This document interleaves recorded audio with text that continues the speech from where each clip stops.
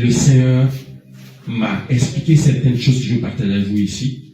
Et je sais que j'ai partagé cette information avec des frères, mais qui m'ont dit, ça c'est pas vrai parce qu'il y a un grand homme de Dieu qui a dit ça, mais pour lui c'est différent de ce que tu es en train de dire. Il y a des grands hommes de Dieu qui ont dit ceci, mais pour eux c'est différent, c'est un peu différent. Toi tu parles plutôt comme ça, et lui parle, je dis, c'est pas moi, je ne sais pas, je dis simplement ce que j'ai reçu. Même moi je suis conscient du fait que je ne suis pas assez intelligent et sage pour dire ces choses que j'ai reçues. Je ne suis même pas digne en fait de recevoir ces choses. Mais nous allons voir ensemble, et je prie que le Saint-Esprit ouvre aussi vos cœurs pour que vous puissiez comprendre de la même manière que j'ai compris cela. Amen. Revenons à la Genèse. Revenons à la Genèse. Alors, lorsque Dieu a créé la terre et les cieux, je prends une version de la Bible, Geneva Bible, la Bible de Genève, qui explique encore mieux. Mais c'est à peu près la même chose chez vous aussi. Je lis dans la version Geneva Bible qui dit dans Genèse 2, le verset 7, « Et l'Éternel Dieu forma l'homme de la poussière du sol, et il souffla dans ses narines un souffle de vie, et l'homme devint une âme vivante. » Certaines versions disent un être vivant. Mais ici, ça dit clairement une âme vivante. En fait, voilà là où tout a commencé. Si Paul dit que votre corps, votre esprit, tout votre être, corps, esprit, âme, on doit repartir à comment l'homme a été créé pour mieux comprendre cela. Et c'est comme ça qu'on revient à Genèse 2, verset 7. C'est là où l'explication du corps et de l'âme et de l'esprit sont venues. Amen. Amen. Alors, qu'est-ce qui se passe? Dieu a pris de la boue, de la poussière, de la terre. Amen. Il a façonné une personne. Lorsqu'il a façonné la personne, il a insufflé dans ses narines le souffle de vie qui vient de lui. Et lorsque le souffle de vie est entré dans les narines de cette personne, n'est-ce pas, façonnée à la poussière, à l'argile, certaines personnes disent cela, il est né une âme vivante. Amen. Une âme vivante, une personnalité unique dans le jardin d'Éden. Voilà comment les choses se sont passées. On va expliquer cela encore plus en profondeur. Amen. J'ai besoin de 3 personnes. Une personne va être le corps, une personne l'âme et une personne l'esprit. Amen. Je voudrais que vous vous placiez, je ne sais pas, comment est-ce qu'on peut les avoir tous à la fois? Peut-être vous allez vous mettre proche. Non,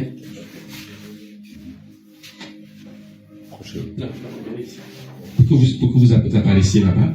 C'est bon? Bon, dans l'ordre, n'est-ce pas? Corps, âme, esprit. Corps, toi tu viens ici. Âme. Âme, c'est au milieu. Amen. Est-ce qu'ils apparaissent tous? Voilà. C'est bon? Bien. On va lâcher ça. Alors, qu'est-ce qui se passe? Dieu a pris la terre. C'est ici, n'est-ce pas? Et il l'a façonné. Cette terre, c'est le corps de l'homme. Ensuite, il a insufflé son souffle de vie dans le corps. Et de ces deux, l'âme a été créée. Amen. Mais ce sont 3 parties clairement distinctes, avec des fonctions distinctes. C'est très important de comprendre cela. Donc, je vais expliquer les constitutifs de ces différentes parties. Le corps, c'est ce que nous avons. C'est la seule partie qui est physique et palpable qu'on peut toucher. Amen. La seule partie qu'on peut toucher, c'est ça. Mais en dehors du corps, l'homme, l'être humain possède deux parties qui sont invisibles. L'âme et l'esprit. Le corps est comme une enveloppe. Une enveloppe qui contient ces deux personnalités qui sont invisibles, spirituelles. Chaque être humain, du moins ceux qui sont nés de nouveau. C'est très important, on va expliquer cela.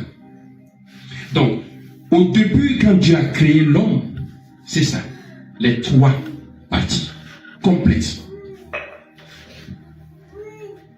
Donc, le corps contient, n'est-ce pas, comprend les organes de sens. Médecine, on le sait, n'est-ce pas, ouïe, odorat, toucher, le goût, n'est-ce pas. Voilà, ces cinq sens-là sont compris dans le corps. Ils permettent, n'est-ce pas, à l'être humain de communiquer avec son environnement physique.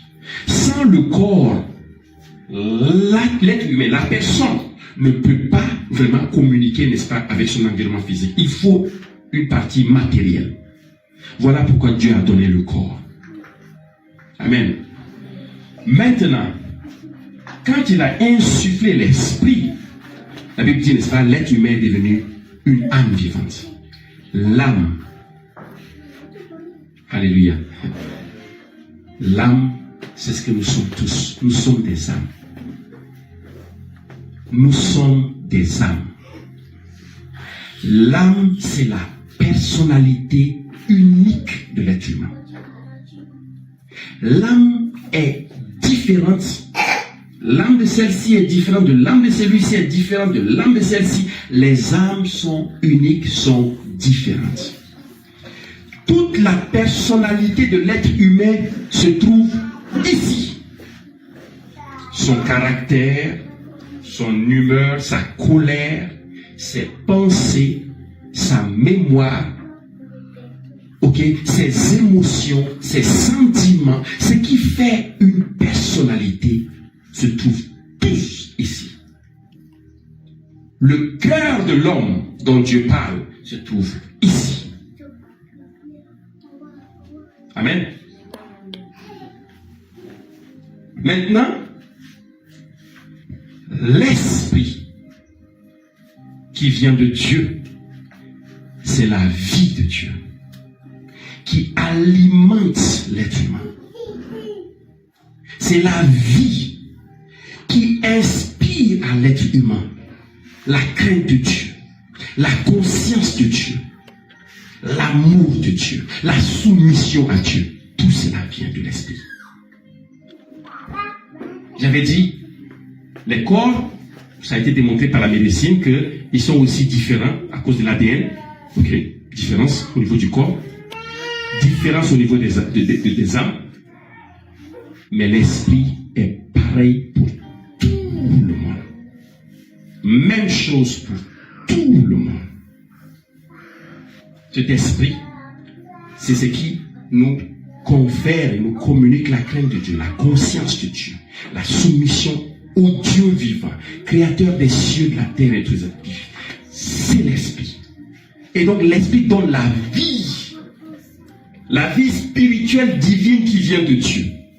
C'est l'esprit. Par contre, l'âme donne la vie physique au corps. Cette âme-là, lorsqu'elle est dans le corps est animé. Le corps peut faire des mouvements. Le corps peut faire n'importe quoi. Cette âme, c'est ce qui maintient le corps en vie, mais cette vie est une vie physique. Et lorsque cette âme quitte le corps, on parle de mort clinique ou de mort physique. Le corps est inanimé, le corps ne peut plus rien faire. On dit que l'homme est mort. Mais en fait, il n'y a pas eu de changement aux yeux de Dieu. C'est juste l'enveloppe. Dieu a dit, la poussière repartira à la poussière. Donc ce corps repart simplement à la terre. Mais cette âme, c'est elle qui va aller soit en enfer, soit au paradis. Dépendant du choix qu'elle a fait pendant qu'elle était encore vivante. Amen. Amen. Maintenant, cet esprit, qui est la chose la plus importante, qu'est-ce qui se passe? Dieu a dit à Adam. Les gens disent toujours, pourquoi est-ce que Dieu fait ça? Pourquoi est-ce que si Dieu savait qu'Adam allait tomber, pourquoi est-ce qu'il permet qu'il y ait ce arbre-là? Et puis, j'ai dit, si Dieu ne faisait pas cela, il allait être un dictateur. Si Dieu ne faisait pas cela, il n'allait pas être, n'est-ce pas, un Dieu qui donne le libre arbitre. Je disais parfois, moi-même, j'ai dit, Seigneur, toi-même, tu as donné la liberté à l'homme là. Tu as tout donné. Il a donné un niveau de libre arbitre à l'homme que vous n'allez pas croire. Au point où il permet à l'homme de choisir. Amen. Il dit dans Deutéronome 30, verset 19, que je mets devant toi, aujourd'hui, n'est-ce pas, je prends à témoin devant toi le ciel, la terre, je mets devant toi la vie et la mort, la bénédiction et la malédiction. Choisis la vie. Dieu n'a jamais imposé à quelqu'un, n'est-ce pas, de le servir. Il fait encore cela aujourd'hui. Il n'impose à personne de le suivre. Et qu'est-ce qu'il fait? Il dit à Adam, il dit, si tu manges de ce fruit que j'ai mis dans le jardin, amen, alors tu mourras. Meurs, simplement. Amen. Adam, il a mangé, n'est-ce pas, finalement?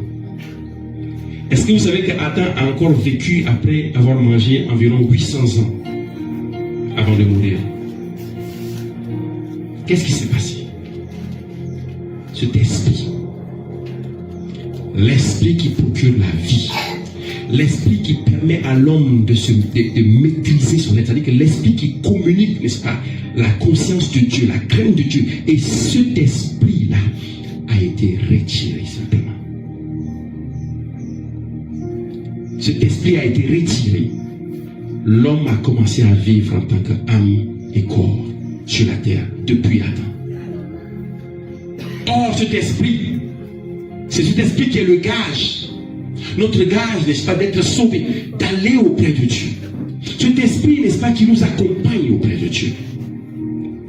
Alors, cet esprit a été retiré. Ça veut dire que toutes les personnes qui sont nées d'Adam et d'Ève sont techniquement nées sans cet esprit. Mais ils sont nés avec l'âme et le corps. C'est suffisant pour vivre sur la terre. Sauf que, qu'est-ce qui se passe? L'âme seule, lorsque l'esprit a été retiré, et voilà ce que j'ai reçu encore dernièrement, de la même manière que lorsque l'âme qui est dans le corps, qui maintient le corps en vie, lorsque cette âme est retirée, le corps pourrit. N'est-ce pas? Amen. Cet esprit donne la vie de Dieu à l'âme. Lorsque cet esprit a été retiré, c'est comme la vie a été retirée à l'âme. L'âme est devenue corrompue. Voilà pourquoi le péché est entré dans le monde. Une personne qui vit avec l'âme et le corps est semblable à un animal qui agit sur son instinct. Il a une colère, quelqu'un l'énerve, et puis sur le champ, il peut frapper, tuer la personne. C'est-à-dire qu'il n'y a plus de frein. Le frein, c'est ça. Amen. Amen. Il me dit, mais il y a des gens qui ne sont pas chrétiens, qui ne sont peut-être pas nés de nouveau, mais qui sont quand même gentils, qui agissent bien. J'ai dit, mais c'est possible. Tu peux ne pas être né de nouveau, mais ne pas absolument être un criminel. Pourquoi? Parce que ça, c'est l'intelligence de l'homme.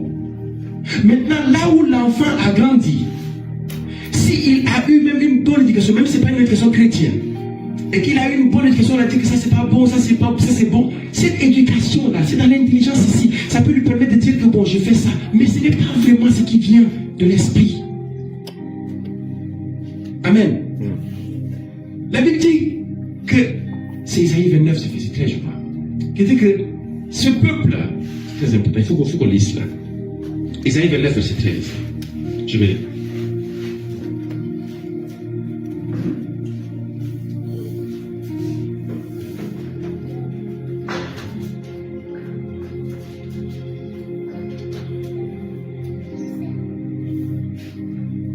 Isaïe 29, verset 13.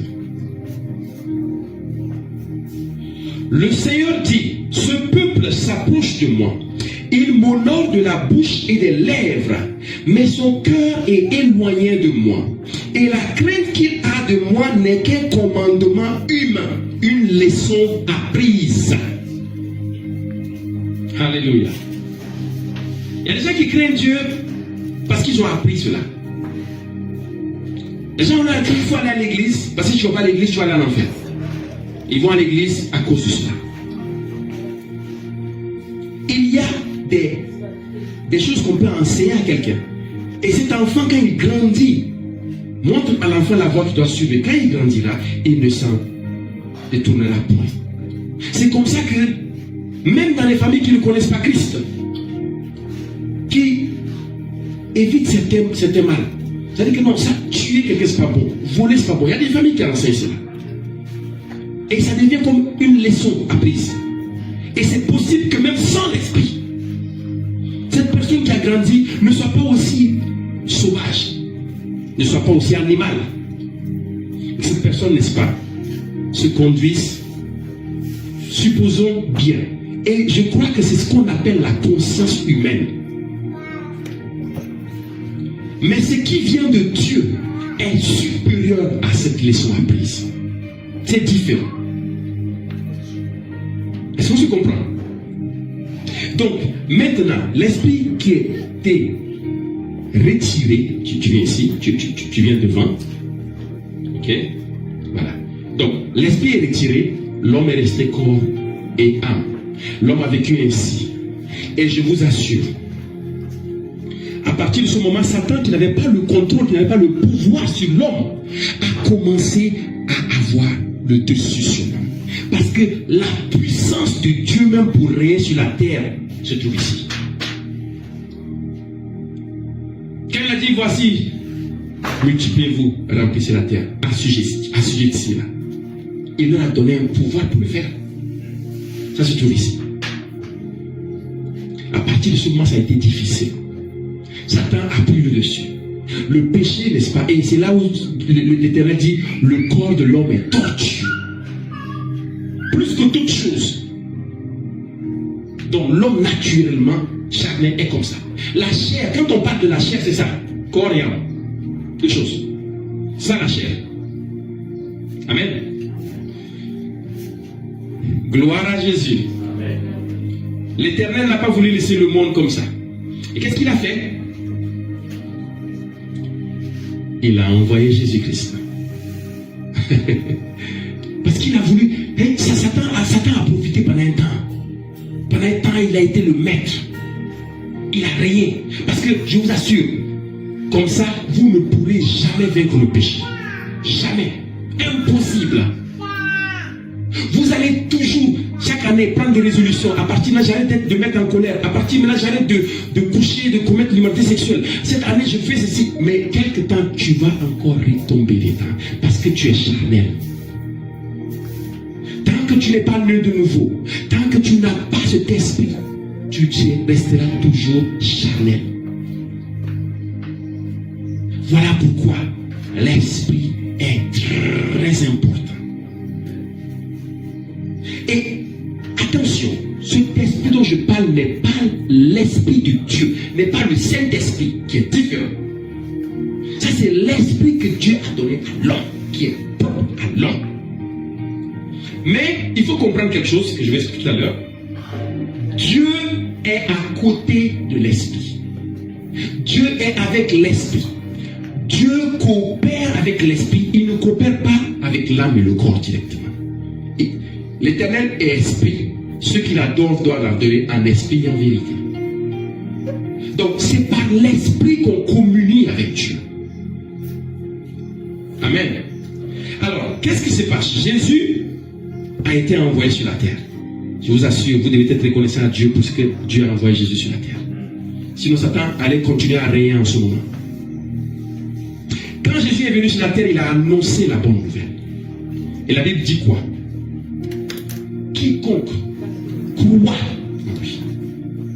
Amen. Quiconque l'a reçu,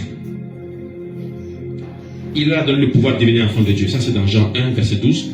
Maintenant, dans Romains 10, verset 9, il est écrit que si quelqu'un confesse, si tu confesses que Jésus, n'est-ce pas, est Seigneur, et si tu crois dans ton cœur que Dieu l'a ressuscité d'entre les morts, tu seras sauvé. Amen. Amen. Donc, qu'est-ce qui se passe? La bonne nouvelle est annoncée. Jésus est venu prendre la colère de Dieu sur lui. Notre Dieu est un Dieu de justice. Dieu ne peut pas voir le péché et ne pas punir. C'est impossible parce que ça va remettre en cause sa nature de juste juge.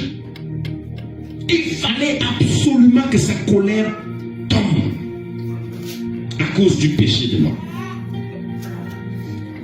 Et c'est là où Dieu a utilisé lui-même une stratégie. Alléluia. Amen. Il a voulu que cette colère tombe sur une personne, mais personne n'était digne sur la terre pour prendre cela. Il a donné cet exemple lorsqu'il faisait encore sous l'ancienne alliance. Il parlait le sacrifice. Il prenait un agneau, il faut prendre un agneau sans défaut, tout ça. C'était pour préparer en fait cela. Un agneau sans défaut, un agneau qui n'a pas de défaut, qui ne boite pas, qui n'est pas blessé, un agneau parfait. C'est ça que vous offrez en sacrifice pour l'expiation des péchés. Et donc il fallait prendre une personne. Et la Bible dit, n'est-ce pas, sans émission de sang, il n'y a pas de rémission de péché. Il fallait que le sang coule. C'est le principe de Dieu. Et donc qu'est-ce qu'il fait? Sa parole qu'il utilise pour dire que la lumière soit. Sa parole est vivante. Sa parole est une personnalité. Sa parole, il l'a envoyée sur la terre. Elle a été incarnée en Marie comme Jésus. Cette parole est venue sur la terre et elle a annoncé le royaume de Dieu. Et la Bible dit que Jésus, en tant qu'humain, est le seul être humain sur la terre qui n'a jamais péché. Amen. Le seul être humain qui n'a jamais péché jusqu'à ce jour. Et donc, à cause de cela, ou je veux dire grâce à cela, Jésus a été qualifié digne pour être donné en sacrifice. Que son sang à lui coule comme sacrifice. C'est pourquoi on l'appelle l'agneau de Dieu.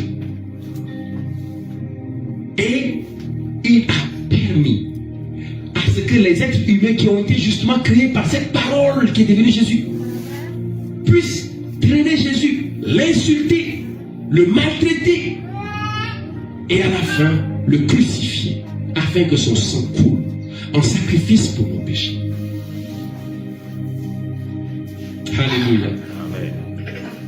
Et donc, lorsque Jésus est ressuscité, c'était là le plan de Dieu pour restaurer l'homme.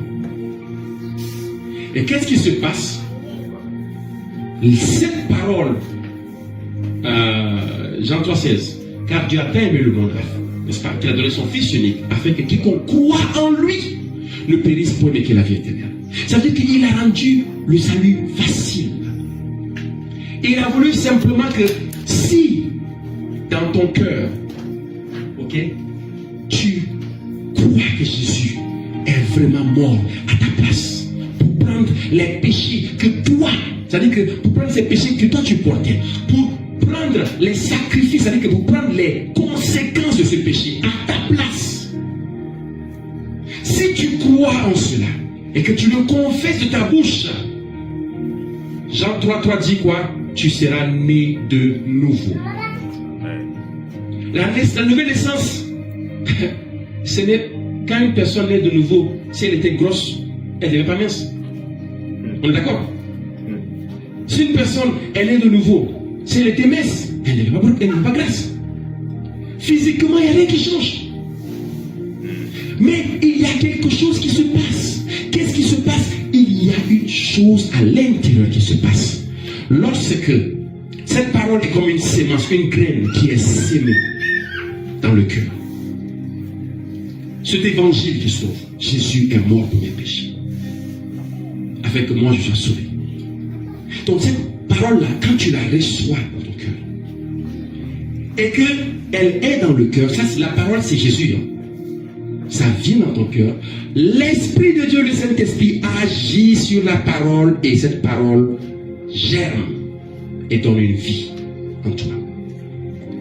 Et cette vie qui est restaurée est l'Esprit qui revient à la place. Et l'homme devient à nouveau complet, corps, âme et esprit.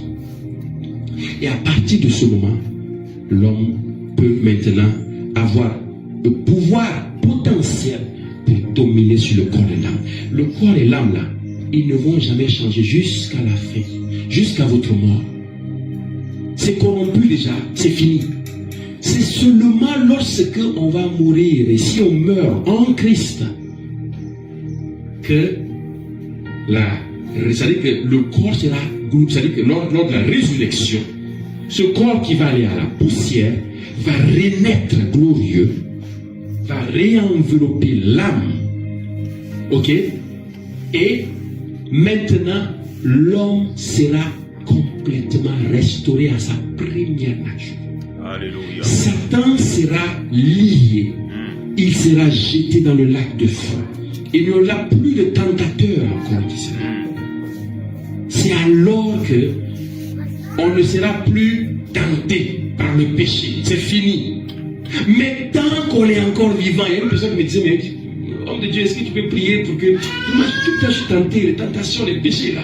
Il veut ne plus être tenté même, en fait, par le diable. J'ai dit ça, c'est quand tu vas mourir. Alléluia. Amen. C'est ça. Et si tu veux, ça, c'est après la mort, en fait.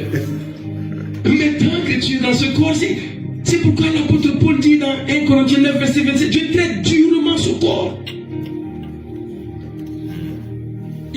Je dis de peur d'être moi-même disqualifié après avoir péché à temps. Ce corps, cette chair, corps et âme, peut nous emmener en enfer. Et voilà pourquoi dans Galates 5, le verset 24, n'est-ce pas, je crois qu'il dit, il est écrit que marcher selon l'esprit. C'est pourquoi vous voyez des chrétiens qui sont réellement nés de nouveau, mais qui continuent à vivre dans l'immoralité sexuelle, dans le vol, dans le mensonge, dans la convoitise, dans la jalousie, dans la haine du prochain. Pourquoi c'est ça? C'est simple. C'est parce que l'esprit est là. Ils sont nés de nouveau. À un certain moment, ils ont accepté Christ sincèrement dans leur cœur. Mais ils ont décidé de laisser leur chair se manifester plus. Ils ne font pas cas de l'esprit. Voilà pourquoi l'apôtre Paul dit, marchez selon l'esprit et vous n'allez pas accomplir les désirs et les passions de la chair. Amen. Donc, c'est très important pour tout enfant de Dieu de marcher selon l'esprit. Maintenant, alléluia. Lorsque tu as l'esprit et que parfois tu peux avoir des pensées qui peuvent arriver. Des pensées qui peuvent arriver. Amen. Je vais donner une illustration très importante pour que vous compreniez très bien encore cela. Le corps, l'âme et l'esprit. On prend comme une personne, un chauffeur qui conduit une voiture. Le chauffeur, ça c'est la voiture. Ok? Le chauffeur est là. Qu'est-ce qui se passe? Il entre dans la voiture, il commence à conduire la voiture. Il roule sur un chemin où il y a un pupitre. Maintenant, si ce chauffeur descend de la voiture, est-ce que la voiture peut continuer à rouler? Non. C'est ça en fait. Lorsque le chauffeur, lorsque l'âme quitte le corps ne peut plus être animé, le corps est mort. Amen. Maintenant, ce chauffeur doit avoir une certaine conscience pour dire, je dois rouler doucement, je dois rouler prudemment, sinon je risque de commettre un accident. Je dois faire attention. Cette conscience-là, c'est l'esprit. Donc, un chauffeur, sans cette conscience, devient quoi? Un chauffard. Et il peut commettre des accidents en désordre. Alléluia. Mais avec cette conscience, il peut maintenant conduire prudemment. Mais de la même manière que même des chauffeurs qui, à un certain moment, parfois manifestent la conscience, et Et d'autres fois, ils décident de ne plus utiliser leur conscience, ils s'en fichent, ils roulent, et puis il va tamponner quelqu'un. C'est possible. Donc tu peux avoir la conscience là, mais tu ne l'utilises pas. Tu t'en fiches, tu la laisses à côté et tu préfères simplement laisser ta chair se manifester. Ça arrive aussi. Donc voilà un peu ce que c'est le corps, l'âme et l'esprit. Amen. Est-ce qu'on se comprend? Est-ce que c'est clair, j'espère? Alléluia. Maintenant, une autre chose encore. Je vous partage au fur et à mesure les choses que j'ai reçues au fur et à mesure. Amen. Alors, qu'est-ce que je peux dire encore par rapport au corps, à l'âme et à l'esprit? Dieu, que je ne peux pas représenter, aucune personne n'est digne de représenter Dieu, se trouve quelque part ici, collé à l'esprit, à l'intérieur. Donc, quand je parle de Dieu, il y a son esprit, le Saint-Esprit, il y a sa parole, Jésus. Dieu. Une seule personne. C'est tout. Connecté à l'esprit. Donc, on peut dire, n'est-ce pas, qu'on a Dieu, esprit, âme, corps. Est-ce qu'on se comprend? Maintenant, je vais vous faire comprendre quelque chose. Il y a un sens unique de commandement et d'autorité. Un sens unique, pas dans le sens inverse. Je vous explique. Dieu a le pouvoir de commander l'esprit et lui dire ce qu'il faut faire. L'esprit n'a pas le pouvoir de commander Dieu. Mais l'esprit a le pouvoir de commander l'âme. Pour lui dire, c'est mal, ne fais pas ceci, c'est pas bon. L'esprit a le pouvoir de commander l'âme. Mais l'âme n'a pas le pouvoir de commander l'esprit. Pour dire à l'esprit ce qu'il faut faire. Non. L'esprit reste inchangeable. L'âme a le pouvoir de commander le corps. C'est l'âme qui va dire au corps, j'ai envie de passer un temps avec une femme, avec un homme. J'ai envie de passer un temps de plaisir sexuel. Ça, c'est l'âme qui dit cela. Bon. Et le corps, l'âme dit, ok, quoi, allons-y à l'auberge. Ou allons-y faire ceci, allons-y faire cela. C'est l'âme, la décision se trouve à l'âme. Et le corps est obligé de suivre et marcher et partir. Voilà ce qui se passe. Mais par contre, le corps ne peut pas décider et dire à l'âme ce qu'il faut faire. C'est que l'âme dit là, le corps se soumet. Voilà pourquoi, si on se soumet à l'esprit, et l'esprit c'est la parole. C'est-à-dire que la parole de Dieu, Dieu dit que, Jésus a dit, les paroles que je vous dis, n'est-ce pas, sont esprit et vie. Amen. Donc si on écoute la parole, si on s'attache à Christ, on bénéficie d'esprit, alors nous allons dominer sur la chair. La chair va continuer à te dire, j'ai envie de voler, j'ai envie de mentir, j'ai envie d'être en colère. Quelqu'un t'a fait du mal, quelqu'un t'a énervé. Et tu dis, non, c'est pas possible, je ne peux pas lui pardonner cela. C'est normal, c'est ta chair. Mais l'esprit va te dire quoi? Si vous ne pardonnez pas, Matthieu 6, 14, si vous ne pardonnez pas à votre prochain ce qu'ils vous ont fait, alors votre Père qui est aux cieux ne vous pardonnera pas non plus vos péchés. Il faut pardonner. Cette personne est ton ennemi. Ta chair va te dire, je ne peux pas aimer cette personne. L'esprit va te dire, aimez vos ennemis. Bénissez ceux qui vous maudissent. Les paroles que Dieu aime, c'est l'esprit qui les ramène à nous. Amen. Maintenant, cet esprit-là, comprenez ceci. La Bible dit, n'est-ce pas, si quelqu'un est uni au Seigneur, il est un seul esprit avec lui.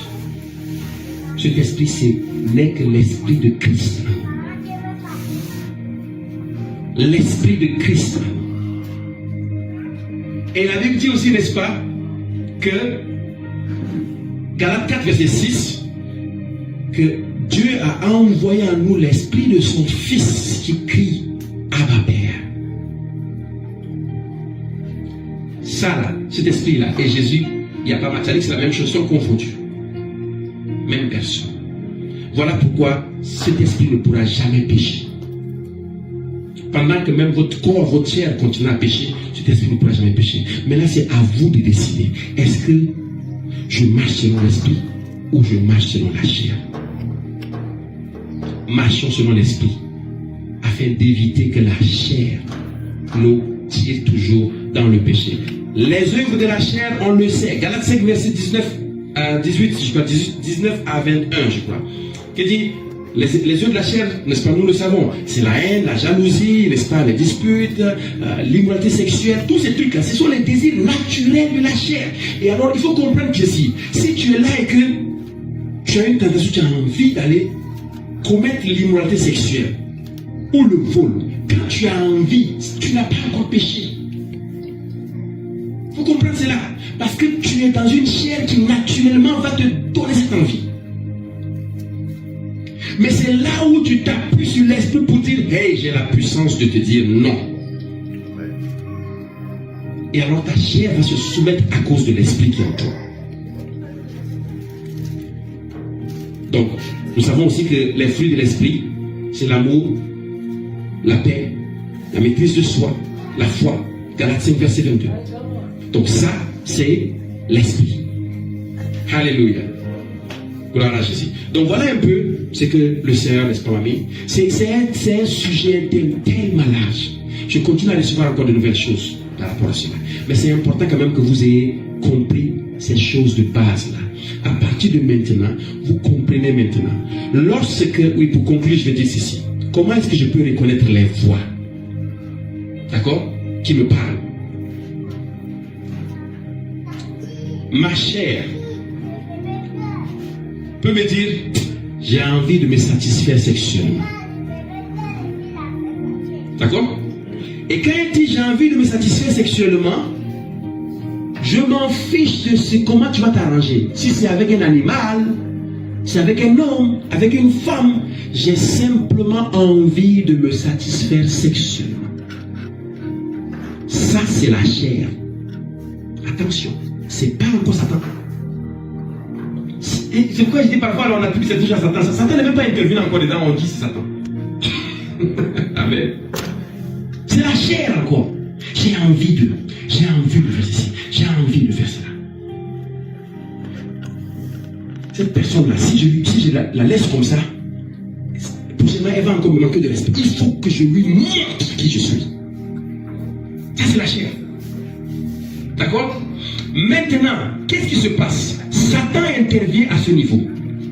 Si c'est le cas de l'immoralité sexuelle, Satan va dire, quand la chair va dire, j'ai envie de me satisfaire sexuellement, j'ai envie de me satisfaire sexuellement, Satan va dire, mais ton ex, elle est là, non, tu peux appeler. Ouais. Ton ex est là, voici son numéro, tu peux vérifier dans ton téléphone. Ça, c'est Satan qui parle maintenant. La façon de pécher, c'est-à-dire que la méthode, la procédure, c'est Satan qui te donne cela. Il te dit, tu peux faire ça. Ou alors, si c'est dans le cas de la colère, de la haine, il dit, non, tu peux lui faire, tu peux aller voir chez un marabout pour lui faire mal aussi. Ou bien, c'est-à-dire que lui, il encourage simplement la chair. C'est ça son travail. Le péché prend origine en nous-mêmes.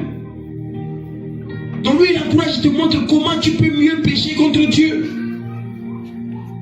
Et pendant que la chair, les deux qui conduisent la chair vont te dire, j'ai envie de me satisfaire sexuellement, Satan va te dire, quoi? Mais tu peux appeler quelqu'un. Tu vas voir que tu vas avoir des pensées. Ça, c'est belle pensée, hein? Tu vas avoir une pensée qui dit, mais attends, ce texte-là, ou bien cet texte-là, je peux l'appeler. Ça fait longtemps, là. Et puis, là, directement, il t'encourage. Et à partir du moment où toi, tu acceptes ce qu'il a dit, tu as péché là dans ton cœur même. Et quand tu prends le téléphone et que tu appelles ce texte, et qu'elle vient, ou bien ce texte, et que vous commettez l'immoralité sexuelle, vous êtes entré dans le péché. Satan a simplement encouragé. Mais c'est toi-même qui as fait cela. Maintenant, pendant que Satan dit cela, ton esprit va dire, ne savez-vous pas que votre corps est le temple de Dieu et que l'Esprit de Dieu habite en vous? C'est lui qui détruira le temple de Dieu, Dieu le détruira. Amen. Donc vous voyez, Satan et votre chair sont dans une seule équipe. Votre esprit et Dieu sont dans une seule équipe. C'est clair? Donc maintenant, vous pouvez savoir exactement la différence. Dieu va toujours vous dire, votre esprit va toujours vous dire ce que la Bible dit, ce que la parole de Dieu dit. Votre chair va toujours vous tirer à faire ce que la parole dit de ne pas faire. Satan va encourager votre chair à le faire. Et c'est comme ça que vous avez des chrétiens charnels qui sont tout le temps dans les débauches sexuelles, qui sont dans les mensonges, ils mentent sans se gêner. Ils volent, ils font n'importe quoi. C'est à cause de cela. Frères et sœurs, voici le peu que je pourrais partager avec vous aujourd'hui par rapport au corps, à l'âme et à l'esprit. Il y a encore plusieurs applications. À partir de maintenant, là, chaque personne peut continuer à faire des recherches. Dans quel moment, ça, tu peux utiliser cela? Quand tu pries, par exemple, en langue, c'est cet esprit en toi qui sort, qui parle à travers ta bouche. Quand tu jeûnes, tu empêches à ton corps de manger ou de boire. C'est ta chair que tu as besoin d'humilier. Amen. Amen. La chair. Et donc tu es en train d'enseigner à ta chair à être soumise à toi. Voilà pourquoi le jeûne est obligatoire dans la vie d'un chrétien. Régulièrement. Amen. Donc voilà un peu l'exemple. Vous pouvez encore chercher d'autres exemples, mais vous allez maintenant bien comparer et voir la différence entre le corps, l'âme et l'esprit.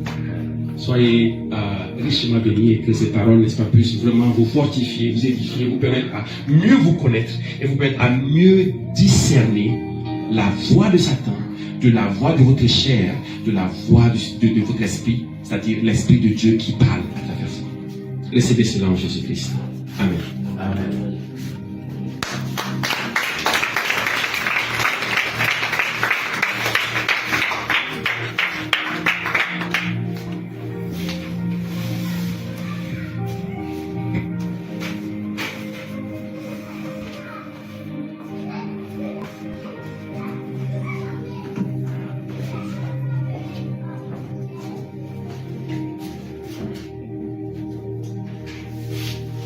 On peut encore exclamer la parole de Dieu.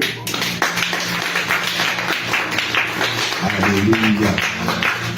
Que le nom de Seigneur soit béni. Que Dieu te bénisse, homme de Dieu.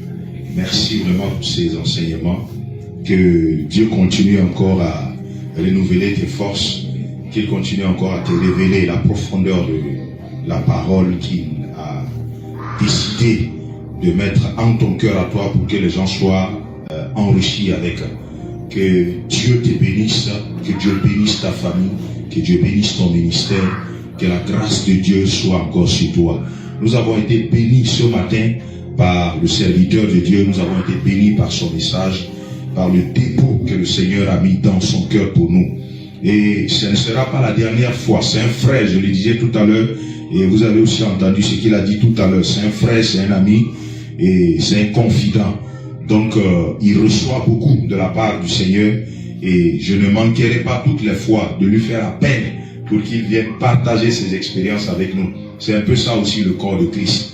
La connaissance que le Seigneur t'a donnée, il faut le partager avec les autres. Ceux qui ont fait les grosses études comprennent un peu ça. Voilà, donc quand tu as fait les grosses études et puis ça reste là-dedans, ça les dérange. Ils ont besoin de dégager ça. Donc, donnons-leur l'opportunité de partager leur expérience. Et le Seigneur nous fait la grâce d'avoir cette opportunité d'écouter le serviteur de Dieu. Nous voulons, est-ce qu'on peut légèrement incliner la tête et puis nous allons prier pour bénir le serviteur de Dieu, bénir sa vie, bénir sa famille et que Dieu le fortifie encore. Prions le Seigneur. Notre Dieu, nous bénissons ton nom. Nous te rendons grâce parce que tu nous as enrichis ce matin par ta parole. Tu nous as fortifiés, Seigneur, au travers de ton serviteur, Éric Téguidé. Seigneur, la parole qui est venue, elle nous a fait du bien. Mais c'est toi, Seigneur, qui révèle ta parole aux hommes. Alors, continue, Seigneur, de révéler ta parole à ton serviteur. Nous voulons élever la voix, Seigneur, pour bénir sa vie, bénir son ministère, bénir sa famille, Seigneur, bénir ses enfants, bénir son épouse. Notre Dieu, que ta main continue de s'étendre sur la vie de ton serviteur, que rien ne manque au ministère de son serviteur, rien ne manque, Seigneur, à la famille de ton ministère, de ton serviteur. Nous bénissons, Seigneur, ton nom, dans le nom puissant de Jésus-Christ de Nazareth. Amen. Amen. Amen. Voilà, donc pour les communiquer avant de clôturer, chaque samedi, de 16h30 jusqu'à 19h30 et 20h, nous organisons un programme d'évangélisation qui a commencé depuis le mois de janvier et nous allons continuer jusqu'au mois de février. Et pendant ce programme d'évangélisation, nous faisons des projections de vidéos, de films de Jésus-Christ. Et nous aurons également d'autres films, c'est-à-dire des films chrétiens, qui parleront des histoires des chrétiens, des expériences que les chrétiens ont fait avec le Seigneur. Donc tout le mois de janvier et le mois de février. Et dans cet esprit, nous avons également un séminaire qui est en vue. Nous n'avons pas encore la date exacte, nous n'avons pas encore les orateurs, nous n'avons pas encore le lieu, mais nous savons que c'est pour bientôt. Et le séminaire est dénommé Schéma. Et Schéma qui signifie écoute Israël. C'est une instruction que le peuple de Dieu répondait quand Jacob bénissait ses enfants.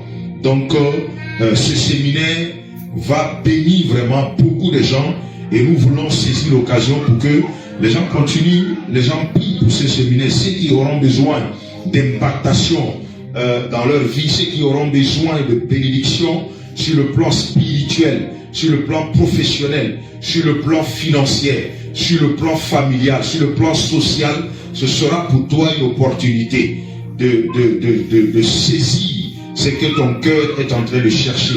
Et ce que nous cherchons, c'est avec Dieu que c'est possible. Et ce séminaire-là, avec les différents orateurs, pendant au moins 3 jours, ce séminaire va se dérouler pendant 3 jours, avec chaque orateur par jour. Et chaque orateur a un dépôt particulier, et ces orateurs seront révélés au moment venu. Et déjà, il faut prier pour ce séminaire. Et ceux qui veulent soutenir également ce séminaire, vous avez des numéros de téléphone qui passent en dessous de notre direct avec des numéros de compte. Si vous voulez soutenir le ministère, la mission évangélique pour la moisson abondante, et si vous voulez également soutenir le séminaire, vous pouvez nous appeler et vous pouvez encore faire vos dépôts à ce numéro-là. Ce sera votre manière également de soutenir l'œuvre de Dieu dans ce ministère et dans la nation tchadienne. Nous bénissons encore la vie de tout un chacun de vous ce matin. Nous bénissons le Seigneur pour cette journée. Nous rendons toute gloire à notre Dieu. Voilà, nous avons fini pour ce dimanche. Nous bénissons le Seigneur pour la semaine qui va commencer. Nous bénissons vos familles, nous bénissons vos maisons, nous bénissons la main, les travaux que vos mains vont toucher. Nous bénissons vos sentiers. La Bible déclare que quand je marche dans les sentiers de l'homme de la mort, je ne crains rien. Oui, l'homme de la mort, ça peut être les sorciers, ça peut être les féticheurs, ça peut être les méchants. Mais je vais te dire ce matin que le Seigneur avec toi, le bâton de Dieu qui conduit, et les œuvres de ces ennemis-là ne vont pas t'atteindre à cause du sang de Jésus-Christ. Je brandis le sang de Jésus-Christ contre les œuvres de l'ennemi sur ta vie. Je brandis le sang de Jésus-Christ contre l'oppresseur. Je brandis le sang de Jésus-Christ contre celui qui attaque ta vie. Je brandis le sang de Jésus-Christ contre celui qui veut s'en prendre à toi. Et je neutralise les œuvres du mal au nom de Jésus-Christ. S'il y avait une maladie que l'ennemi voulait attirer sur ta vie, je détruis cela au nom de Jésus-Christ. S'il y avait un projet du diable contre ta vie, je détruis cela par le sang de Jésus-Christ de Nazareth. Je viens construire un mur de feu autour de ta vie. Je viens construire un mur de feu autour de ta famille. Je viens construire un mur de feu autour de ton business. Je viens construire un mur de feu autour de tes études. Je viens construire un mur de feu autour de ta destinée, ta famille. Au nom puissant de Jésus-Christ, je viens déclarer la grâce de Dieu dans ta vie. Je viens déclarer la grâce et la bénédiction de Dieu sur ta vie pendant la semaine qui va commencer. Je viens déclarer la bénédiction de Dieu. La bénédiction de Dieu est celle qui enrichit elles ne se suivent d'aucun chagrin. La bénédiction de Dieu est celle qui est garantie, parce que c'est Dieu qui est le dépôt de cette bénédiction. La Bible déclare, si le Seigneur est avec vous, qui peut être contre vous? Personne ne peut être contre votre bonheur. Personne ne peut être contre votre bénédiction. Personne ne peut être contre votre bénédiction. Personne ne peut être contre vos enfants, parce que l'Éternel est avec vous. Oui, il est avec vous. Il est dans vos maisons. Il est dans votre bureau. Il est dans votre lieu de travail. Il est dans votre lieu de commerce. Il est dans votre lieu d'école, dans votre lieu d'études. Il est partout. Il a dit, je suis avec vous tous les jours. Je vais déclarer tous les jours du Seigneur sur ta vie ce matin. Pendant toute la semaine qui va commencer, je vais déclarer tous les jours de Dieu sur ta vie au nom puissant de Jésus-Christ de Nazareth. Seigneur, nous te bénissons ce matin. Nous te rendons grâce. Nous te glorifions, nous te magnifions, parce que tu es avec nous, Seigneur. Tes promesses sont oui et amen. Tes promesses sont oui et amen. Toi qui es le oui et amen, sois avec ton peuple, partout où ils seront. Au nom puissant de Jésus, nous avons prié. Amen. Acclamons le Seigneur.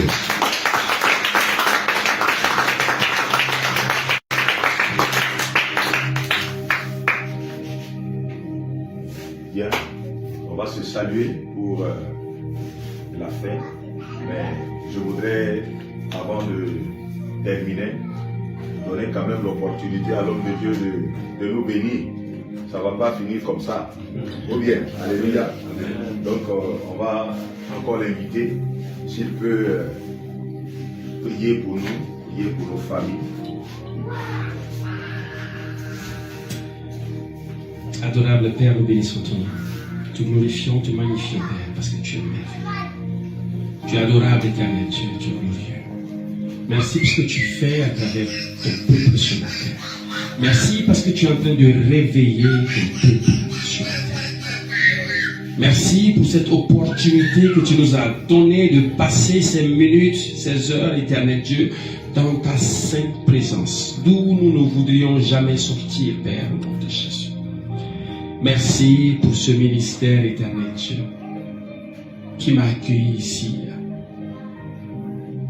Père, le ministère d'évangélisation pour la moisson abondante, que je crois que tu as confié à ton serviteur.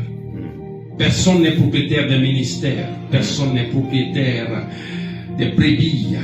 C'est toi qui es le propriétaire de toutes choses. Tu as confié à ton serviteur ce ministère afin, Père, de paître tes brebis. Afin, Père, d'utiliser ce que toi tu donnes comme nourriture, parce que c'est toi qui es le berger principal. Père, je prie au nom de Jésus que ta paix qui m'accompagne soit laissée ici dans ce ministère au nom de Jésus. Père, que ta joie abondante remplisse, éternel Dieu, les cœurs de chaque personne qui entre ici au nom de Jésus. Que ton discernement, ton esprit de discernement, éternel Dieu, et de sagesse soit accordé à chaque personne qui entre ici, afin de discerner, de comprendre les messages cachés que tu voudrais leur enseigner. Père, que les moyens matériels et financiers soient rendus disponibles à ce ministère, afin de continuer à glorifier ton nom. Que les vies de chaque personne, Père Céleste, qui sont membres de ce ministère, soient aussi bénies des bénédictions qui découlent, Père, de cette grâce que tu as déposée sur ce ministère. Et que chaque personne, Père, soit un multiplicateur, que ton ministère grandisse au nom de Jésus. Père, que tes bénédictions accompagnent chaque personne ici, au nom de Jésus-Christ. Merci infiniment, Père, pour cet honneur que tu me donnes à moi, ton si petit serviteur, d'être utilisé comme un canal par lequel tu parles aujourd'hui à ton peuple. Gloire, louange et honneur te soient rendus à toi, et à toi seul au siècle des siècles, au nom de Jésus. Que l'amour incommensurable de l'éternel Dieu, notre seul Père, Que sa grâce abondante à travers sa parole faite chair, Jésus-Christ, que sa communion à travers son esprit, le Saint-Esprit, soit en partage avec chacun de nous. Que la puissance qui accompagne cette parole qui nous a fait cuire aujourd'hui, chacun de nous, et maintienne ces paroles dans nos cœurs, et qu'elles soient profondément enracinées comme semelles germes et puissent cuire dans nos vies, et que nos vies soient abondamment bénies à travers ces paroles. Allons tous sous les bénédictions de l'Éternel notre Dieu. Amen. Amen. Clamons le Seigneur.